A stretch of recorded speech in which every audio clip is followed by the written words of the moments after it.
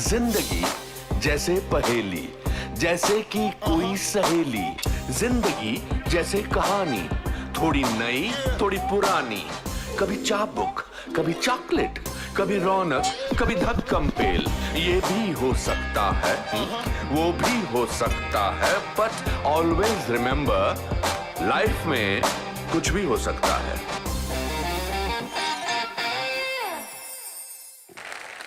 एक बात मैं आपसे पर्सनल रूप से पूछना चाहता हूं। Is it important, not necessarily about you, it is important for a poet to be sad? उदासी जरा देर तक रहती है, अच्छा, खुशी कम रहती है। फुलझड़ी की तरह जल जाती है, जल्दी बुझ भी जाती है। अब देखिए, इसी बात का आपने कितना खूबसूरत जवाब दिया कि उदासी देर तक रहती है और खुशी फुलझड़ी की तरह। उदासी अगरबत्ती की तरह महकती रहती है, बहुत देर तक रहेगी। बीड़ी जलाले जिगर से पिया, जिया में बड़ी आग है। अरे वाह, जिगर में आग तो बहुत है, अरे लेकिन उदास अगर नहीं हो तो बीड़ी जला लो, जितनी आग है मेरे जीवन में। वाह, और चूल्हा जलाने के लिए जा पड़ोसी के यहाँ से आग लेके आ जा, क्या बात है, तो वो कहने का ढंग है। क्या बात है। और फिर ये कि फिल्मों में आपको किरदार मिल जाए इस तरह कहने के लिए, तो फिर क्या बात है।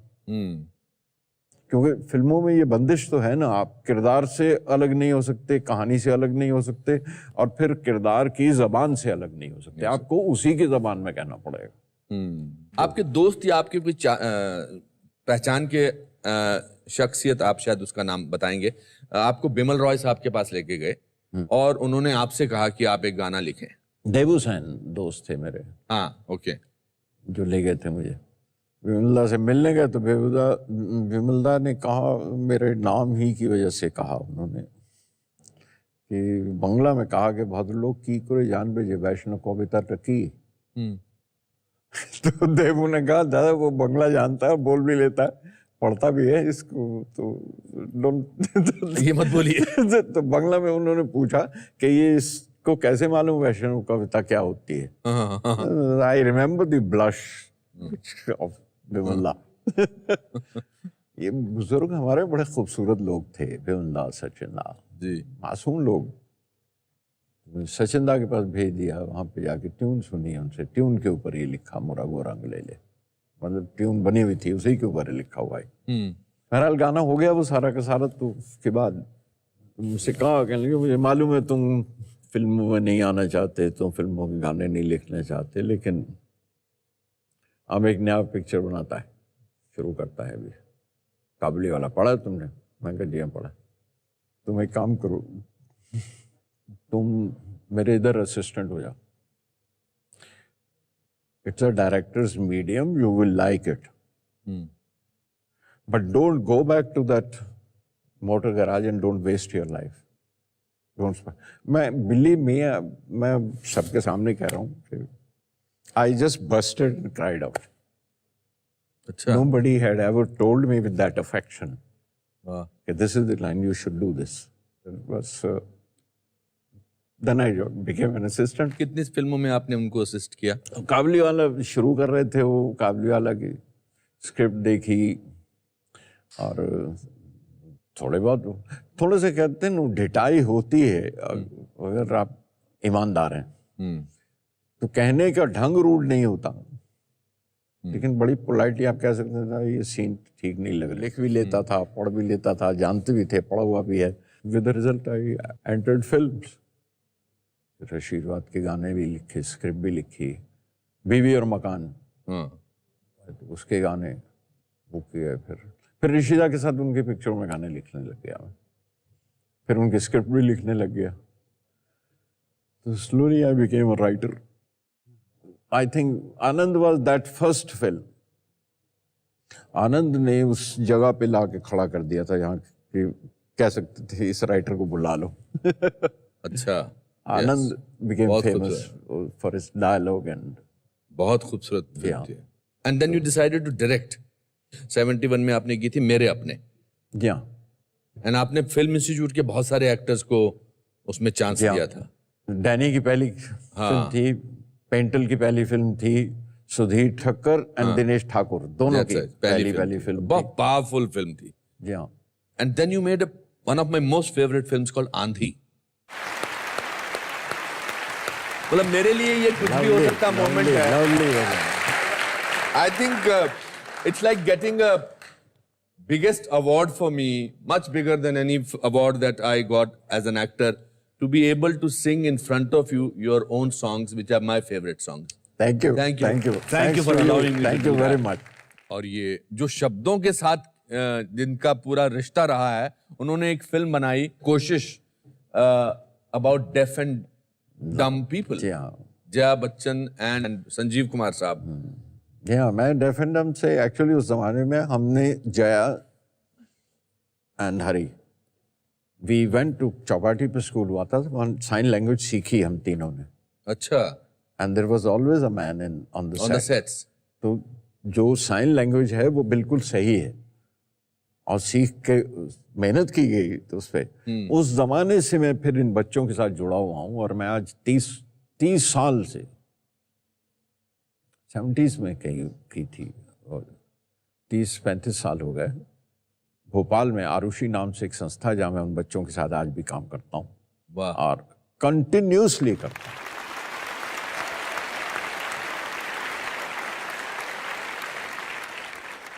फिर आपने एक बहुत ही रेवोल्यूशनरी फिल्म बनाई माचिस on terrorism, one of the first of its kind with a realistic portrayal. Again उसका एक गाना became the most popular song, चप्पा चप्पा चरखा चले। That is where Vishal comes in. विशाल ने उसका म्यूजिक दिया। Yeah, Vishal, first film with him and first will for him. और वो मुझे एक मिठाई की दुकान पे मिल गए थे दिल्ली में। वो that's again a लंबी स्टोरी है। नहीं, ये तो मिठाई की, ये तो कमाल की कहानी है। कहाँ पे मिले थे आपको? मैं अमजद अली खान साहब हैं, उन पर डॉक्यूमेंट्री बनाई है मैंने, आप लोगों ने शायद देखी हो। तो अमजद अली खान साहब के लिए एक रिकॉर्डिंग करनी थी दिल्ली में, उन्हें सरोद पर। तो उन्होंने एक स्टूडियो बुक किया था, उसका मुझे एड्रेस दे दिया। तो और वो मुझे मिला नहीं, शाम के वक्त वहाँ पे गया और तो उस जमाने में ये सेल तो थे नहीं ना, वहीं पे जाके उस स्टूडियो का नंबर था मेरे पास, एक फ़ोन किया। तो मैं कहा जी ये एड्रेस कहाँ है, मैं यहाँ पे खड़ा हूँ। तो जिस आदमी ने फ़ोन उठाया दैट वाज विशाल। विशाल भारद्वाज। जी हाँ, विशाल भारद्वाज। तो विशाल ने कहा जी मैं आ रहा हूँ, आप कहाँ पर हैं इस वक्त? मैं कहा ये यहाँ एक मिठाई की दुकान है जहाँ पे मैं खड़ा हुआ हूँ, फ़ोन कर रहा हूँ आपको। तो कहने आप वहीं पे रहिए, मैं सुबह से यहाँ खड़ा हुआ, मैं अब भी आ रहा हूँ। अच्छा। तो ये आए मुझे लेने और वहाँ से वो लेके गए और मुझसे बिलीव मी विशाल को मैं अगर उसके बाद ऑफ कोर्स कहने लगे मैं ये करना चाहता हूँ, ये फलाना। मैं कहा ऑफ कोर्स बड़ी अच्छी बात है, but of hand it will be very फिल्मी अगर मैं तुमसे कहूँ कि अच्छा मिलना मुझे, इट्स नॉट दैट। लेकिन ये कि अगर तैरना है तो बच्चों दरिया किनारे तो आना होगा। जिस दिन आए वो मेरे पास, तो मुझसे उन्होंने कहा कि आपकी किताब मुझे ज़बानी याद है, आप अगर कोई भी लाइन, कोई भी मिसरा, कोई भी लफ्ज़ कहें तो मैं बता सकता हूँ कौन सी नज़म में से, हम पूरी नज़म सुना दूँ। My entire book he new by heart. वाह। तो उस ज़माने में जंगल बुक सीरियल के लिए, टीवी के लिए, उसके लिए एक वो बनाना था टाइटल सॉन्ग। तो उसके लिए मैंने वो गाना उनके साथ बैठ के किया। जंगल जंगल बात चली है, पता चला है चड्डी पहन के फूल खिला है। So that was the first composition of Vishal for that joke, and that was accepted, and that's how Vishal is with me and I'm with Vishal since then. How wonderful. What a great togetherness. In 1999 you made a film called Hututu. जी। And after that आपने direction बंद कर दी, क्यों? दो चीजें हुई इसमें। एक तो ये फिल्म जिस तरह से बनी थी उस तरह रिलीज नहीं हुई। अच्छा। मेरे प्रोड्यूसर थे, उनकी मर्जी, उनकी मलकियत, तो उन्होंने वो सारी काट कटा के रिलीज की, तो जो बनाने के दौरान बोले नहीं। तो ये मीडियम वहाँ के थोड़ा फ्रस्ट्रेट होने लग गया मैं कि जो अपने हाथ में नहीं जिसकी लगाम है तो मैं क्या सवारी करूँ उस पर। I went into a big depression after this. My daughter Meghna was the person who helped me and brought me out of that. एक तो ये हुआ मेरे साथ, और दूसरी वजह ये थी कि किताबें बहुत ज़्यादा थी मेरे दिमाग में जो करनी है। तो मुझे लगा कहीं ना कहीं आके किसी जगह पे तो एक लकीर खींचनी पड़ेगी। I have to come back to my books which were my passion, otherwise वो मुकम्मल नहीं होगा, ये दायरा पूरा नहीं हो पाएगा कभी भी, और मैं वो कर नहीं पाऊंगा जो कुछ करना चाहता हूँ। तो वो यूं है कि बस राह में एक मैखाना मिल गया था, तो मैखाने से होके फिर वापस आ गए उसी जगह पे। बोस्की ने क्या चेंज किया आपकी जिंदगी में? She is the core of my life. वो आपकी औलाद, आपकी बेटी, पता नहीं सबके साथ हो कि नहीं हो, लेकिन मेरा मरकज उसकी पैदाइश से ही, तभी से वो मरकज बन गई थी, वो सेंटर कोर बन गई थी।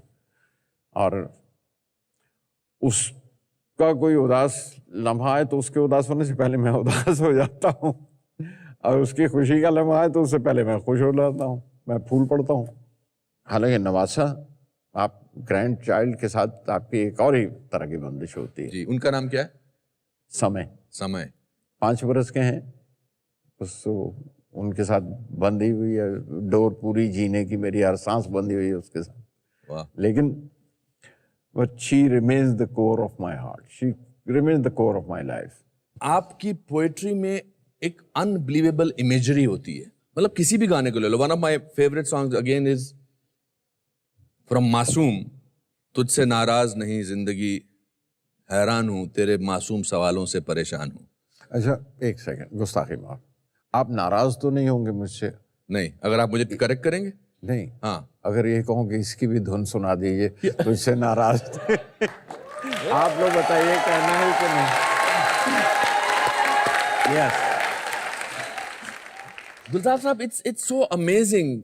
और इस शहर में आपका हर गाना बहुत कहीं ना कहीं रिलेटिविटी कमाल है आपके गानों की। या तो मैं रिलेट करता हूं, but I am sure lots of people, lots of actors, lots of writers, lot of people who travel on trains, ये गाना हर पर बैठता है और बिल्कुल करेक्ट है। मतलब मैं अभी बात कर रहा हूं तो मेरे रोंगटे खड़े हो रहे हैं। Can I request you to please read कुछ अपनी कविताएं?